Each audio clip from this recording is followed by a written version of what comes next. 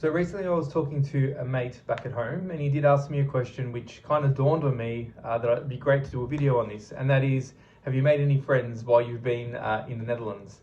And upon reflection, we've made some friends, but obviously making friends with Dutch colleagues is a little bit different, and that's what I wanted to talk about today.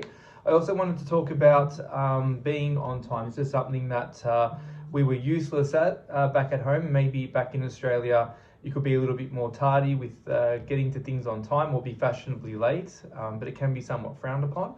So they're the two things I wanted to talk about for my video today.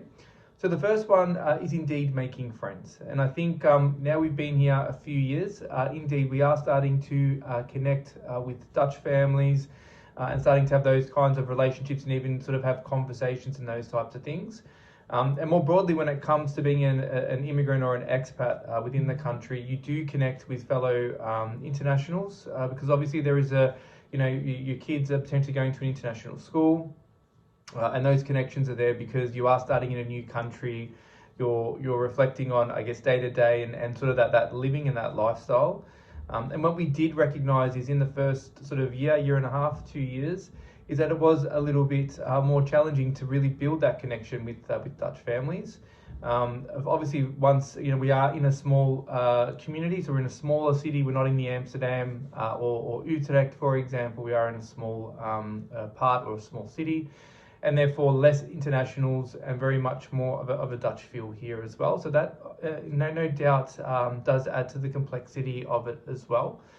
But when we do, connect with them now, and I think they're one of the things that we first got when we first arrived, when we did speak to some of the families, was that they had their own friendship groups, and therefore, if we were going to be here only for a year or two, maybe it wasn't worth the effort, indeed, to sort of build that friendship or to make that effort, because they do obviously have their friendship group.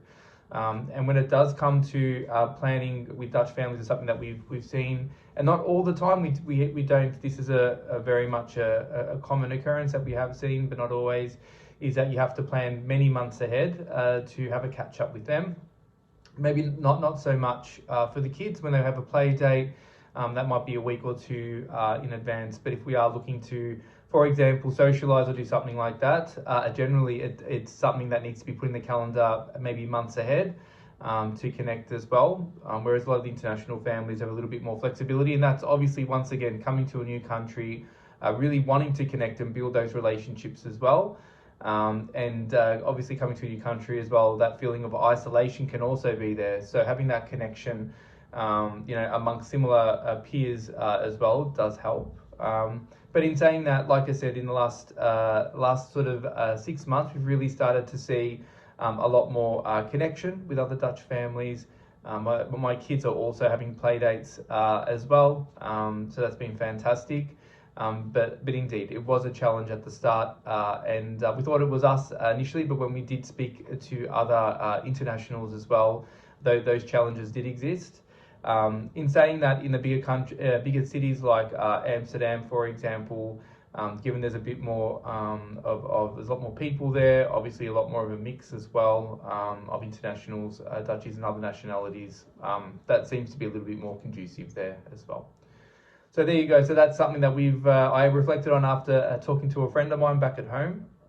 The second thing that we were useless at back at home, but notice that it's very important here, is being on time. So more or less, the expectation is being on time is actually being early, if anything. So for example, for my daughter's sport that she plays, the expectation is that she's there 5 minutes early. Otherwise, it's late. Back in Australia, we would get there 5 or 10 minutes late.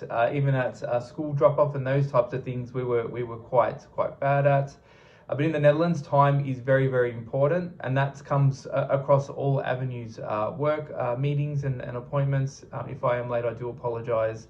There's a little bit of flexibility at the workplace that I work in, which is fantastic. But I have had other people say that at other businesses that on time means on time, otherwise it's considered disrespectful. Same thing with catching up with someone for coffee. If you're running late, I would recommend always messaging them saying that you're going to be a bit behind. And I think even things like registering your kids in for, say, middle school and those types of things, Back at home, we're probably a little bit more kind of easygoing, and maybe we might be able to do it a little bit more last minute. A lot of the families around us, both Dutch and international, are really ahead of the game, if not doing all the school tours really early, already registered in for school as well, whereas we're slacking behind, and that's just obviously something that we're trying to get better at. But the discipline of that is something that is quite new to us as well, and something that we're continuing to get better at in time. Yeah, it is something that goes outside of our normal way of living back in Australia. So there are a couple of insights for you all. As always, feel free to comment, challenge if you have a different experience to me. Please feel free to subscribe as well.